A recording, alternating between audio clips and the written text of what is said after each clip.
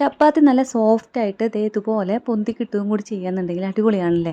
അപ്പം ഞാൻ ഈ ചെയ്യുന്ന പോലെ ചെയ്താൽ മതിട്ടാ. ആദ്യം വെള്ളം വെച്ചിട്ടുണ്ടതിലേക്ക് ആവശ്യത്തിന് ഉപ്പിട്ട് കൊടുക്കുക. എന്നിട്ട് വെള്ളം തിളച്ച് കഴിയുന്ന സമയത്ത് ഫ്ലെയിം ഒന്ന് കുറച്ച് വെക്കുക കേട്ടോ. എന്നിട്ട് ഗോതമ്പ് പൊടി ഇതുപോലെ ഇട്ടിട്ട് ഒന്ന് മിക്സ് ചെയ്ത് എടുക്കുക. എന്നിട്ട് ഇതുപോലെ കട്ടിയാവുന്ന വരെ പൊടി ഇട്ട് കൊടുക്കുക കേട്ടോ. എന്നിട്ട് ഫ്ലെയിം ഓഫ് ചെയ്യുക. ഇനി നിങ്ങൾക്ക് പേടിയാണെന്നുണ്ടെങ്കിൽ ഫ്ലെയിം ഓഫ് ചെയ്ത് കഴിഞ്ഞിട്ട് പൊടി ഇട്ട് കൊടുത്താലും മതി കേട്ടോ. കുഴയ്ക്കുന്ന കാര്യത്തിൽ പിശുക്കൊന്നും വേണ്ട കേട്ടോ. അല്പം ഓയിൽ കയ്യിലാക്കിയിട്ട് കുഴച്ചെടുത്താൽ മതി കേട്ടോ. എന്നിട്ട് ഇതുപോലെ ഫ്ലെയിം നല്ലോണം കുറച്ചും വെക്കേണ്ട എന്നാൽ കൂട്ടിയും വെക്കേണ്ട. ഒരു മീഡിയം ലെവലിൽ ഫ്ലെയിം വെച്ച ശേഷം ഇതുപോലെ ചുട്ടെടുക്കുക കേട്ടോ.